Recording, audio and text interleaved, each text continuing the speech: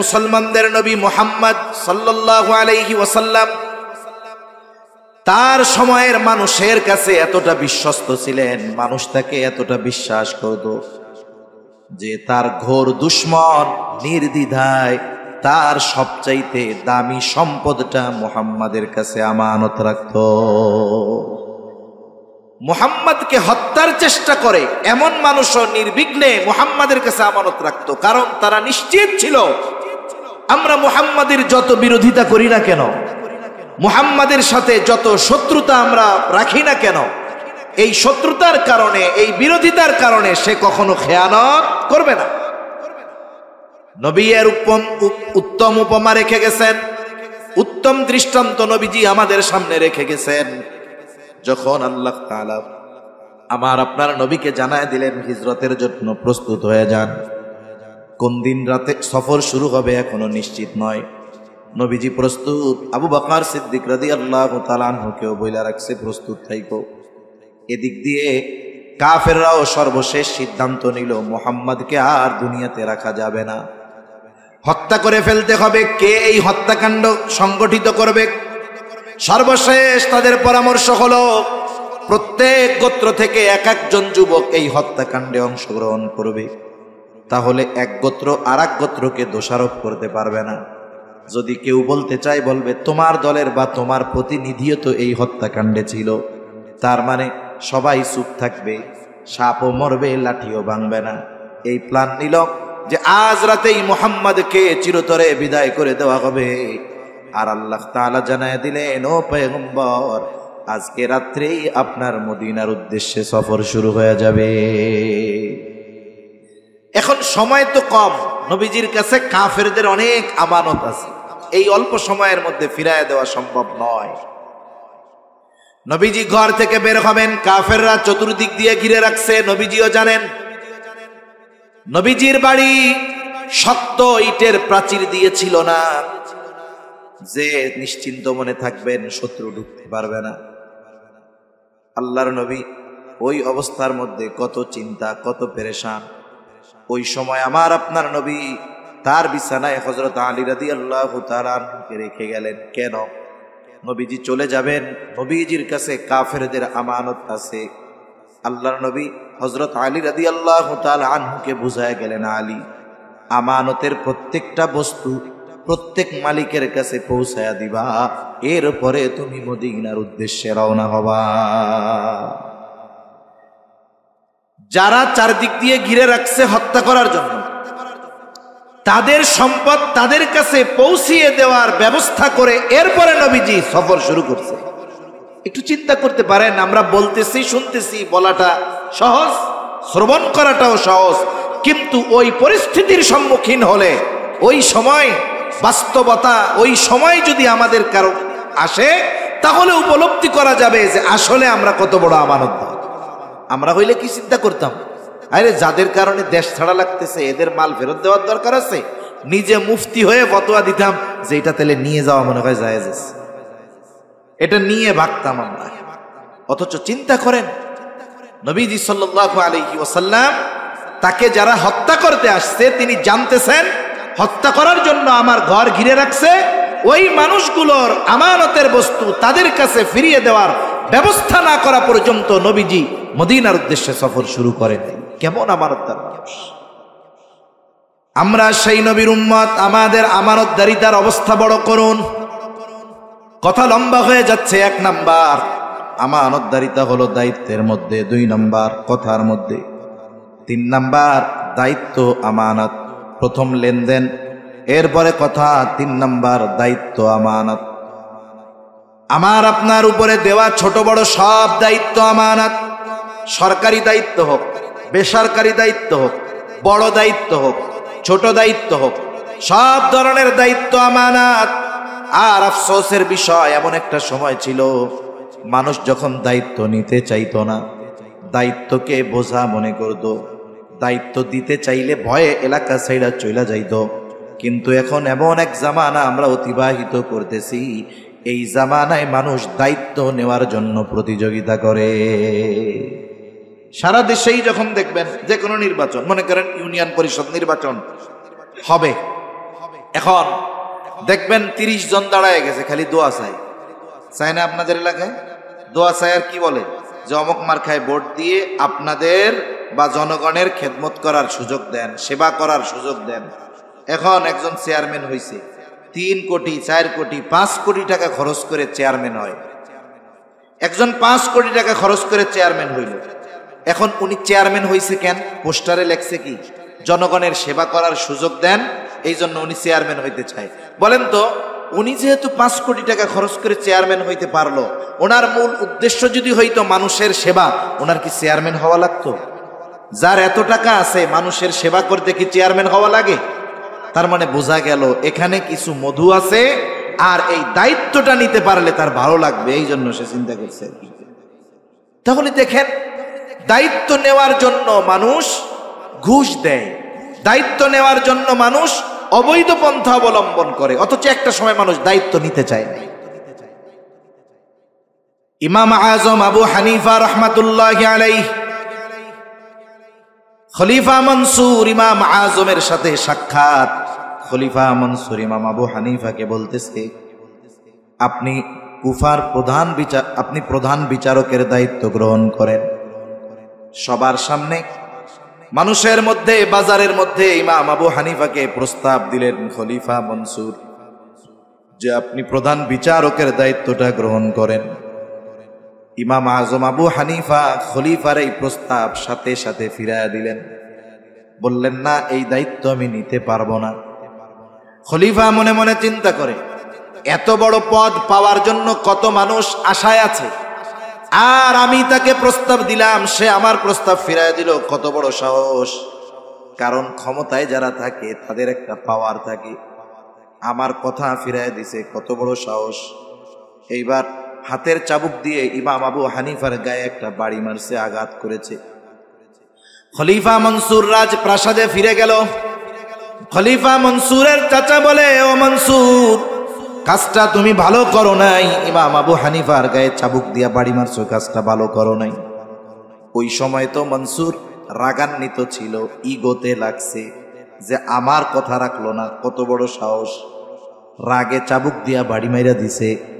মানুষ অনেক সময় রাগে অনেক কাজ করে ফেলে, কিন্তু যখন রাগ চলে যায়, রাগান্বিত অবস্থায় ওই কাজের জন্য সে তখন লজ্জিত হয়ে যায়। এই জন্য রাগ উঠলেই কোনো সিদ্ধান্ত নিতে হয় না। রাগ উঠলে কি করতে হবে? হাদিসের নির্দেশনা হইল, দাঁড়ানো থাকলে বৈশা পড়বে, বৈশা থাকলে শুয়া পড়বে, প্রয়োজনে মাটির সাথে গড়াগড়ি মারা শুরু করে দিবে। অজু করবে, যখন অজু করবে নামাজে দাঁড়ায় যাবে, আস্তে করে রাগ কমে যাবে। কিন্তু রাগান্বিত অবস্থায় যদি কেউ সিদ্ধান্ত নিয়ে বসে, অধিকাংশ সময় এই সিদ্ধান্ত ভুল হয়, কারণ শয়তান তখন তারে খোঁচা, এটা কর, এটা কর, এটা কর। এজন্য আমাদের দেশে দেখবেন গ্রাম অঞ্চল, শহর অঞ্চল, সব জায়গায় রাগারাগি হয় স্বামী স্ত্রী, তুচ্ছ কারণে রাগারাগি হয়, শয়তান আইসা দুইজনেই রাগায় দেয়, আর মুহূর্তের ভিতরে স্বামী রাগের ঠেলায় স্ত্রীর 14 গোষ্ঠী ধইরা তালাক দিয়া দেয়। হয় কি হয় না বলেন? এবার আশেপাশের মানুষ যখন বলে, কামটা করছো কি, কাজ তো শেষ। শয়তানের প্রথম মিশন শেষ, অতি রাগ বানায়া সম্পর্কটা শেষ করে দিল। এবার নতুন আর এক মিশন নিয়ে আসে, এবার হলো মোহাব্বতের মধু ডাইলা দেয় অন্তরের মধ্যে। কামটা কি করলি তুই? সকিনার মারে তালাক দিয়া দিলি, তোর সকিনা এখনো দুধ ছাড়ে নাই, এই বলে আপন পালবো কেডা? এখন এই যে চিন্তা আসছে, কাজ তো ভালো হয় নাই, এইবার দৌড় দিয়া গেছে হুজুরের কাছে, যে কি কয়, হুজুর কাজ শেষ, কি হইছে? এইটা করে ফেলছি। কেন করছস? হুজুর রাগের মাথায় করছি। কেউ কি খুশি হইয়া এই কাজ করে বলে? তাহলে বোঝা গেল রাগের মাথার সিদ্ধান্ত অধিকাংশ সময় ভুল হয়। রাগের মাথার সিদ্ধান্ত পরবর্তী হায়াত পস্তানোর কারণ হতে পারে। এজন্য রাগ অবস্থায় আমরা কোনো সিদ্ধান্ত নিব না। আবার যখন আমরা দেখব গ্রামে যেটা হয়, স্বামী স্ত্রীর যখন দ্বন্দ্ব হয়, মহিলারা মহিলার পাশে দাঁড়াইয়া দাঁড়াইয়া ঝগড়া দেখে, আর পুরুষরা পুরুষের পাশে দাঁড়ায় দাঁড়ায় ঝগড়া দেখে। বল খেলার মতো যে গোল কখন হবে, গোল দেখার জন্য বসে থাকে। কিন্তু উচিত কি, মহিলারা মহিলাকে নিয়ে আরেক দিকে চলে যাবে, পুরুষরা পুরুষকে নিয়ে আরেক দিকে চলে যাবে। দুইজন যখন সামনাসামনি আছে, শয়তানে তো এমনিই রাগায় দিবে। যখন দুইজন দুজনের চোখের আড়াল হবে, একটু মাথায় পানি টানি ঢাললে আশা করা যায় ঠান্ডা হয়ে যাবে। কিন্তু আমরা কি করি? আমরা তাকায় থাকি, বল খেলার সময় গোল দেখার জন্য তাকায় যেমন থাকে, দুই পাশে পুরুষ মহিলা তাকায় থাকে, কোন সময় গোলটা হয়। এ কাজ করা যাবে না। খলিফা মনসুর ওই সময় রাগে চাবুক দিয়ে আঘাত করেছে, এখন লজ্জিত। খলিফা মনসুর মাফ চাইবে ইমাম আবু হানিফার কাছে, নিজে যাইতে লজ্জা লাগতেছে। তার বিশ্বস্ত একজন সহকর্মীকে বলে যাও, বিশ্বস্ত সহচরকে বলে যাও আমার পক্ষ থেকে ক্ষমা চায়া আসো। বলবা খলিফা লজ্জিত, আপনি খলিফারে মাফ করে দেন। সাথে সাথে এক থলে স্বর্ণ মুদ্রা দিয়া দিছে যে এইটা নিয়ে ইমাম আবু হানিফাকে হাদিয়া দিবা। বলবা এটা ইমাম আবু হানিফা আপনার জন্য হাদিয়া খলিফার পক্ষ থেকে। আপনি যদি এই হাদিয়া গ্রহণ করেন তাহলে এই খলিফা সুনিশ্চিত হবে যে আপনি তাকে ক্ষমা করে দিয়েছে। ইতিহাস থেকে শোনাচ্ছি আপনাদের, ইমাম আবু হানিফার কাছে লোকটা গেছে, গিয়ে যখন বলছে, ইমাম আবু হানিফা বলছে ঠিক আছে মাফ করে দিলাম। কারণ ইমাম আবু হানিফা নববী গুণে গুণান্বিত। নবীজিকে যদি ব্যক্তিগতভাবে কেউ কষ্ট দিত, মাফ চাইলে নবীজি তাকে মাফ করে দিতেন। ইমাম আবু হানিফাও মাফ করে দিলেন। এইবার লোকটা বলে আপনার জন্য খলিফা এক থলে স্বর্ণ মুদ্রা হাদিয়া দিয়েছে, এটা গ্রহণ করলে তিনি নিশ্চিত হবেন আপনি ক্ষমা করেছেন। ইমাম আবু হানিফা বলে না, এটা গ্রহণ করা যাবে না, নিয়ে যাও। বারবার পিড়াপিড়ি করার পরে ইমাম আবু হানিফা বলতেছে তোমার খলিফা আমাকে এক থলে স্বর্ণ মুদ্রা হাদিয়া দিল, এই স্বর্ণ মুদ্রা সে পাইল কোথায়? বলে তিনি কোথায় পাবে, রাষ্ট্রীয় কোষাগার থেকে দিয়েছে। হাদিয়া দিচ্ছে ব্যক্তিগত কারণে, সম্পদ হইল রাষ্ট্রের মানুষের। ইমাম আবু হানিফা বলে নাও, এটা ফেরত নিয়ে যাও, এটা রাখার উপায় নাই। লোকটা বলে আপনি রাখেন, ব্যবহার করেন না, অন্যদেরকে দিয়া দিয়ে। ইমাম আবু হানিফা বলতেছে তোমার কাছ থেকে এটা আমি গ্রহণ করবার পর আমি নিজের জন্য খরচ করি নাকি অন্যকে দিয়ে দেই, বিষয় এটা নয়। খলিফা জানবে ইমাম আবু হানিফা আমার দেওয়া হাদিয়া গ্রহণ করেছে। এইবার ইমাম আবু হানিফা আর একটু কঠোরতা অবলম্বন করে বলতেছেন শোনো, এটা তুমি খলিফাকে ফেরত দিবা, সাথে এটাও জানায় দিবা রাষ্ট্রীয় কোনো সম্পদ ব্যক্তিগত কাজে ব্যবহার করার অধিকার তার নাই। এই রাষ্ট্রের সম্পদ তার কাছে আমানত, তাকে এই সম্পদ রক্ষণাবেক্ষণের দায়িত্ব দেওয়া হয়েছে। তার জন্য যতটুকু ভাতা নির্ধারিত আছে এর চাইতে 1 টাকা বেশি নেওয়ার অধিকার তার নাই, খেয়ানত হবে। লোকটা এবার খলিফার কাছে চলে গেছে। ইমাম আবু হানিফা যা কিছু বলছে আর একটু রস কস মাখায়া খলিফার সামনে উপস্থিত করছে। কিছু মানুষ আছে দেখবেন মিথ্যারে এত সুন্দর করে কইতে পারে যে কান্নাও চলে আসে। কিছু মানুষ আছে না, এত সুন্দরভাবে মিথ্যা কথা বলবে আপনি অবাক হয়ে যাবেন, সত্যও এত সুন্দর লাগে না। মিথ্যাকে একটা শৈল্পিক রূপ দিয়ে দেয়, কিছু মানুষ আছে এরকম। যখন গিয়া বলছে খলিফা আগের চাইতে আরো ক্রোধান্বিত হয়ে গেছে, রাগান্বিত হয়ে গেছে। পাইক পেয়াদারকে বলতেছে কত বড় সাহস, আমার ব্যাপারে এমন কথা বলে, যাও ওনারে আটকায় জেলখানার মধ্যে আটকাও। জেলখানার মধ্যে আটকায় দেওয়া হলো ইমাম আবু হানিফাকে। প্রতিদিন চাবুক দিয়ে আঘাত করা হতো আর বলা হতো আপনি যদি প্রধান বিচারকের দায়িত্ব গ্রহণ করেন ছেড়ে দেওয়া হবে। ইমাম আবু হানিফা দায়িত্ব গ্রহণ করেন নাই। ঐতিহাসিকদের থেকে 2টা মত পাওয়া যায়। জেলখানার মধ্যে খাবারের সাথে বিষ মিশিয়ে ইমাম আবু হানিফাকে শহীদ করে দেওয়া হলো। আর এক বর্ণনা, ওনাকে পাঠায় দেওয়া হলো যখন অবস্থা খারাপ, ওনাকে গৃহবন্দী করে ফেলা হলো। ওনাকে জিজ্ঞাসা করা হয়েছে তখন আপনার উপরে এত জুলুম, এত অত্যাচার হলো, যেই দায়িত্ব গ্রহণ করার জন্য এই জুলুম অত্যাচার, অথচ ওই দায়িত্ব গ্রহণ করার জন্য যত যোগ্যতা দরকার সব আল্লাহ তাআলা আপনাকে দিয়েছেন। আপনি তাহলে এত জুলুম সহ্য করলেন কিন্তু দায়িত্ব নিলেন না কেন? ইমাম আবু হানিফা বলে যেই দায়িত্ব আমার উপরে নাই সেই দায়িত্বের ব্যাপারে আল্লাহ তাআলার কাছে আমি জিজ্ঞাসিত হব না, কিন্তু দায়িত্ব নেওয়ার পরে যদি কোনো ত্রুটি বিচ্যুতি হয়ে যাইত তাহলে কিয়ামতের দিন আল্লাহ তাআলার সামনে আমাকে জবাবদিহিতার কাঠগড়ায় দাঁড়ানো লাগতো।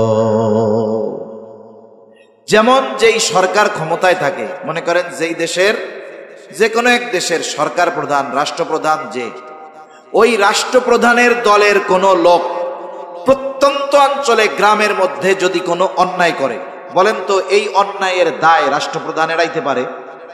কারণ সে তার অধীনস্থ লোক, সে অপরাধ করছে, বলা হয় কি যে এটা রাষ্ট্রপ্রধানের লোক বা প্রধানমন্ত্রীর লোক, প্রেসিডেন্টের লোক, এমপি সাহেবের লোক। তার মানে দেখেন, আমার কোনো অধীনস্থ যদি অন্যায় করে, এই অন্যায়ের দায়ভার আমার উপরে চলে আসে। ইমাম আবু হানিফা দায়িত্ব গ্রহণ করেন নাই, কারণ তিনি জানেন দায়িত্বটা আমানত। আবু দাউদের হাদিস, নবীজি বলেন, তোমাদের মধ্যে যখন কাউকে কোনো দায়িত্ব দেওয়া হয়, সে যদি ওই দায়িত্বের সুচ পরিমাণ খেয়ানত করে, সুচ পরিমাণ, নবীজি বলেন কিয়ামতের দিন ওই লোকটা খেয়ানতের বোঝা নিয়ে আল্লাহর সামনে হাজির হবে। এজন্য ছোট বড় সকল ধরনের দায়িত্ব যেটা আমার উপরে অর্পিত হয়েছে, এই ধরনের দায়িত্বগুলো আমরা যথাযথভাবে পালন করব। সেটা যে কোনো দায়িত্ব হতে পারে। 4 নম্বর, সময়টা আমানত। আপনি অফিসে চাকরি করেন, ডিউটির টাইমটা কিন্তু আমানত। এই সময়ের মালিক আপনি না। ওই সময়ে কর্তৃপক্ষ বা মালিকের অনুমতি অনুমোদন ব্যতীত ওই সময় নিজের কাজে ব্যবহার করা বৈধ নাই। অনেক বুজুর্গ মাদ্রাসায় পড়াইতেন, সময় হিসাব করে বেতন নিতেন। ক্লাস টাইমে যদি কোনো সময় নিজের ব্যক্তিগত কাজে ব্যবহার করতেন, হিসাব করে ওই সময়ের অর্থ তিনি গ্রহণ করতেন না। এইরকম বুজুর্গ এই পৃথিবী থেকে অতিবাহিত হয়েছে। সন্তান সন্ততি আমানত, জান মাল আমানত, শরীয়তের সকল বিধিবিধান আমানত। আল্লাহ তাআলা বলেন, ইন্না আরাদনাল আমানাতা আলাস সামাওয়াতি ওয়াল আরদি ওয়াল জিবাল ফাআবাইনা আন ইয়াহমিলনাহা ওয়া আশফাকনা মিনহা ওয়া হামালাহাল ইনসান। আল্লাহ তাআলা বলেন, আমি এই আমানত আসমানের কাছে, জমিনের কাছে, পর্বতের কাছে পেশ করলাম। তারা ভীত শঙ্কিত হয়ে গেল। ওয়া হামালাহাল ইনসান, মানুষ এই আমানত গ্রহণ করলো। কি সেই আমানত? মুফাসসিরিনে কেরাম বলেন সেই আমানত হলো কোরআন। কেউ কেউ বলেন সেই আমানত হলো শরীয়তের সকল বিধিবিধান। একই কথা। তার মানে আল্লাহ তাআলার যত আদেশ নিষেধ আছে, প্রত্যেকটা আদেশ নিষেধ আমাদের কাছে আমানত। করণীয় বিষয়গুলো আমানত, বর্জনীয় বিষয়গুলো আমানত। এখন মনে করেন নামাজ পড়ার নির্দেশ দিয়েছেন কে? আল্লাহ। এখন নামাজ পড়লো না, আদেশ ছিল আল্লাহর পড়ার, পড়ে নাই, তার মানে আদেশ অমান্য করছে। প্রথমত এই যে আদেশ অমান্য করার মাধ্যমে সে খেয়ানত করলো। 2 নম্বর, নামাজ না পড়ার কারণে তো একটা শাস্তি আছে, এটা তার জন্য প্রাপ্য হয়ে গেল। নিষেধ, হারাম খায়ও না, সুদ খেও না, ঘুষ খেও না, অন্যের মাল খেও না। এখন একজন সুদি কারবারি করে, এই যে নিষেধটা আমানত ছিল, নিষেধ অমান্য করার কারণে প্রথমত কি হলো? খেয়ানত হলো। এরপরে সুদ খাওয়ার কারণে যেই গুনাহ, এটা তো তার জন্য আছেই। আমানতের বিষয়ে এতটুকু যদি আমরা খেয়াল রাখি যথেষ্ট। 1 নাম্বার আমরা জেনেছি, আমরা লেনদেনের মধ্যে আমানতদার হব, কথাবার্তার ক্ষেত্রে আমানত রক্ষাকারী হব, দায়িত্বের ক্ষেত্রে আমানতদার হব, সময়ের ক্ষেত্রে আমানতদার হব, সম্পদের ক্ষেত্রে আমানতদার হব, জানের ক্ষেত্রে আমানতদার হব, শরীয়তের বিধিবিধানের ব্যাপারে আমানতদার হব। এই যে আমাদের স্ট্রাকচার দেহ, এটাও আল্লাহ তাআলার পক্ষ থেকে আমানত। এই দেহের খেয়ানত কেমনে হয়, অঙ্গ প্রত্যঙ্গের খেয়ানত কেমনে হয়? বলে গুনাহ করার মাধ্যমে খেয়ানত হয়। আল্লাহ তাআলা এই জন্য বলেন, ইয়ালামু খাইনাতাল আয়ুন ওয়া মা তুখফিস সুদূর। আল্লাহ তাআলা বলেন, তিনি জানেন তোমরা চোখের কি খেয়ানত করো আর অন্তরের মধ্যে কি লুকায় রাখো, তথা অন্তরের কি খেয়ানত করো, সেটাও আল্লাহ তাআলা জানেন। এই বিষয়গুলো যদি আমরা আমানতদারিতার সাথে হেফাজত করতে পারি, গুনার থেকে যদি নিজেদেরকে বাঁচাতে পারি, তাহলে পরিপূর্ণ আমানতদার মুমিন হওয়া আমাদের জন্য সম্ভব। আল্লাহ তাআলা এই আয়াতে ওয়াজ যেন কয়টা করছিলেন মনে আছে আপনাদের? 2টা। কয়টা? ঘুমাই গেছেন নাকি? আমার সময় ঘুম আসতে পারে, কিন্তু আমার পরে ইমান দীপ্ত, তেজ দীপ্ত বলিষ্ঠ কণ্ঠস্বর আমাদের প্রিয় ভাই মুফতি নোমান কাসেমি সাহেব আসতেছে। এখন জিমাইলেও ওই সময় আপনি জিমাইতে চাইলেও পারবেন না। তা জিমানো যদি লাগে একটু আমার সময় জিমাই নিয়ে নেন। তা আমরা আল্লাহ তাআলা এই আয়াতে কয়টা নির্দেশনা দিয়েছেন আমাদের? দুইটা। একটা হল আমানতদারিতার ব্যাপারে, 2 নাম্বার ওয়াইদা হাকামতুম বাইনান নাসি আন তাহকুমু বিল আদল, তোমরা যখন মানুষের মধ্যে বিচার আচার করবা, ন্যায় বিচার করবা। আমরা মনে করি কোর্টের বিচারক শুধু বিচার করবে, আমরা তো আর বিচারক পদ নাই, আমরা ন্যায় বিচার কেমনে করব? অথচ বাস্তবতা হলো 2 জন মুমিনের মধ্যে সমাধান আপনার আমার কাছে আসছে, এখানেও আমাকে ন্যায়পরায়ণতার দৃষ্টান্ত রাখতে হবে, পক্ষপাতিত্ব করা যাবে না। আপনার আমার কাছে বিচার নিয়ে আসছে একজন আপনার বন্ধু আর একজন দুশমন, বন্ধুর পক্ষপাতিত্ব করা যাবে না, শত্রুর প্রতিও বিচার করা যাবে না। এই জন্য আল্লাহ তাআলা কোরআনুল কারীমের মধ্যে বলেন ওয়ালা ইয়াজরিমান্নাকুম শানাআনু কওমিন আলা আল্লা তা'দিলু ই'দিলু হুয়া আকরাবু লিত্তাকওয়া। আপনি বিচারকের আসনে কোন কওমের প্রতি বিদ্বেষ বশত কারণে আল্লাহ তাআলা বলেন অবিচার কইরো না। ফা'দিলু, শত্রুও যদি হয়, কারো প্রতি যদি বিদ্বেষও থাকে, সে যদি তোমার কাছে বিচার প্রার্থী হয়, তুমি ন্যায় বিচার করবে। সুবহানাল্লাহ, ইসলামী শিক্ষা দিয়েছে। আবার সমাজে যারা শরীফ মানুষ আছে, উচ্চ বংশীয় মানুষ আছে, প্রভাবশালী মানুষ আছে, বিচারের জন্য আসছে, উনি ভুল কইলেও কইও না যে আপনারটা ঠিক, এগুলো ঠিক না। কারণ বিচার ব্যবস্থায় যদি অসচ্ছলতা চলে আসে, ন্যায় বিচার যদি প্রতিষ্ঠিত না হয়, তাহলে রাষ্ট্রের, ওই দেশের, সমাজের, জাতির ভিত নষ্ট হয়ে যায়। ঠিক কিনা বলে? গোটা দুনিয়ার কোথাও ন্যায় বিচার নেই। ন্যায় বিচার যদি থাকতো, ওই ফিলিস্তিনের নিরহ নিরস্ত্র মাজলুম মুসলমানদেরকে জীবন দেওয়া লাগতো না। ঠিক কিনা বলে? ন্যায় বিচার নাই, আর অবিচার বেশি তো মুসলমানদের উপর। আর এই অবিচার বেশি হওয়ার সুযোগ মুসলিম রাষ্ট্রপ্রধানরাই বেঈমানদেরকে করে দিয়েছে। ঠিক কিনা বলে? এজন্য আজকের প্রত্যেকটা জালেমের উপর জালেমের বিচার হবে একদিন, প্রত্যেকটা মাজলুম তার উপরে জুলুমের ন্যায় বিচার পাবে। মানুষ কতটা ব্যথা পেলে, কষ্ট পেলে।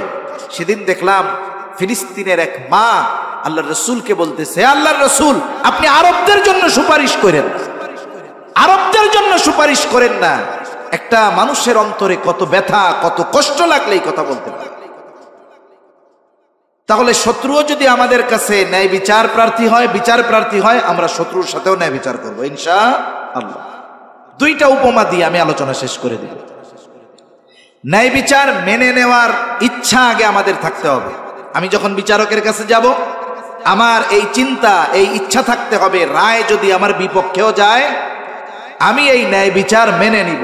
এটা যদি আমাদের মধ্যে না থাকে, তাহলে সমস্যা। আমরা একটু প্রভাবশালী হলে, ন্যায় বিচার যদি আমার বিপক্ষে রায় যায়, ওই ন্যায় বিচার মানতে রাজি নাই। আমি চাই সব সময় আমার পক্ষে হবে সব ফয়সালা, এটা ঠিক না।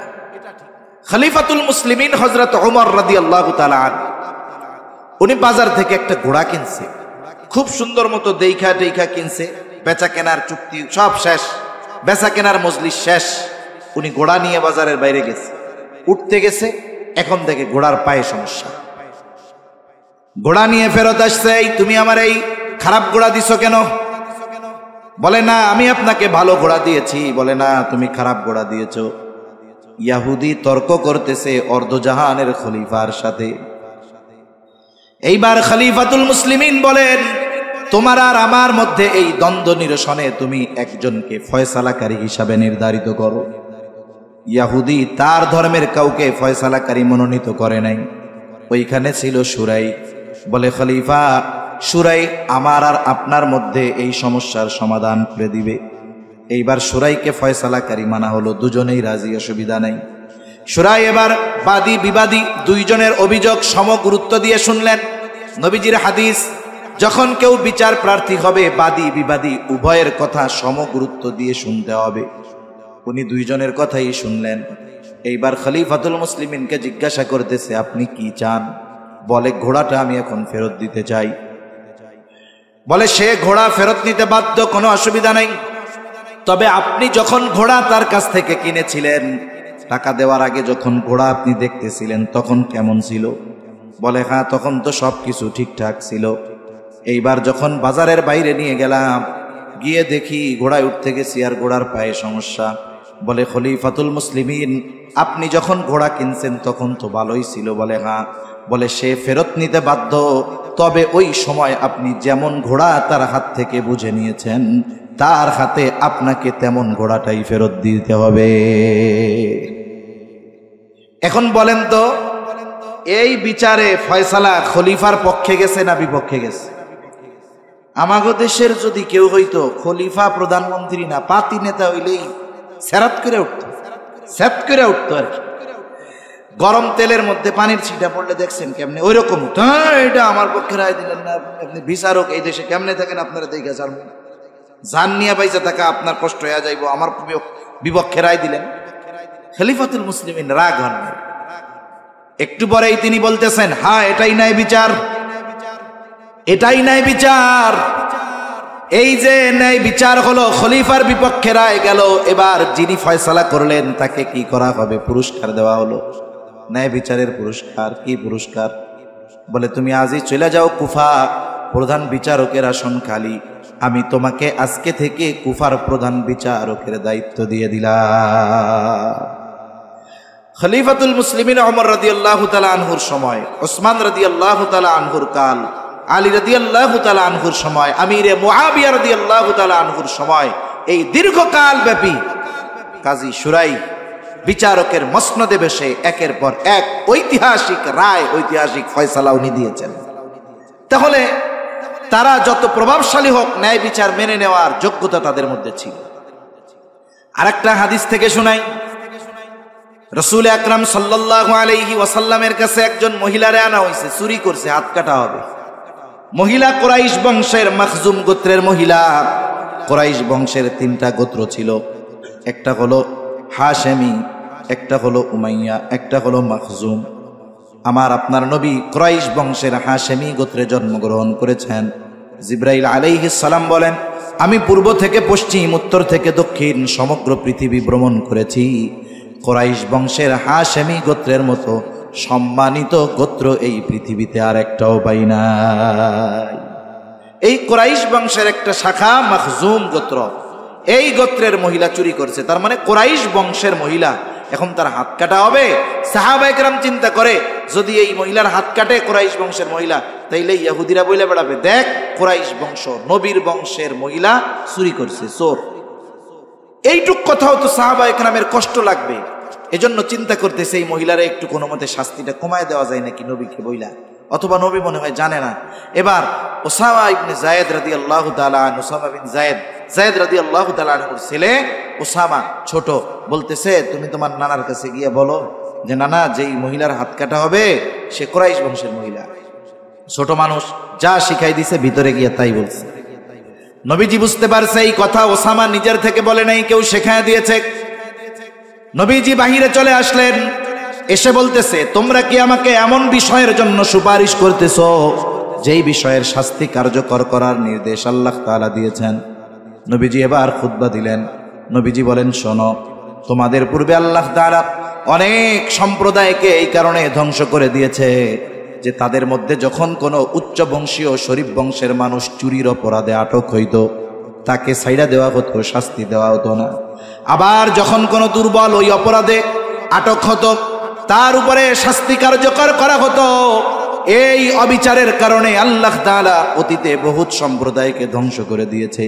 নবীজি এবার বলেন, আইমুল্লাহ, আল্লাহর শপথ, লাউ আন্না ফাতেমা বিনত মুহাম্মাদিন সারাকাত লাকাতাতু ইয়াদাহা। নবীজি বলেন, আল্লাহর শপথ, মুহাম্মদ বিনতে ফাতেমা, মুহাম্মাদের কন্যা ফাতেমাও যদি চুরি করত, অবশ্যই অবশ্যই আমি তার হাতটারে কাইটা দিতাম। এর চাইতে ন্যায় বিচারের উপমা দৃষ্টান্ত আর কি হতে পারে? এটা তো আমাদের কাছে আকাশ কুসুম কল্পনার মতো এইরকম ন্যায় বিচার পাওয়া, ঠিক কিনা বলেন? অথচ এই দুইটা যদি কোনো জাতির মধ্যে চলে আসে, ওই জাতির ভাগ্য বড় ভালো। এই দুইটা ওয়াজ করে আল্লাহ তাআলা বলতেছেন, এই দুইটা নির্দেশ দিয়ে আল্লাহ তাআলা বলতেছেন ইন্নাল্লাহা নি'ম্মা ইয়াইদুকুম বি। আরে আল্লাহ কতই না সুন্দর ওয়াজ তোমাদেরকে করলেন। এখন এই ওয়াজ শুনে আমরা কি করব? আমরা কি নিজেদের পরিবর্তন করব, আমলে পরিণত করব, নাকি আলোচনা সমালোচনা করব?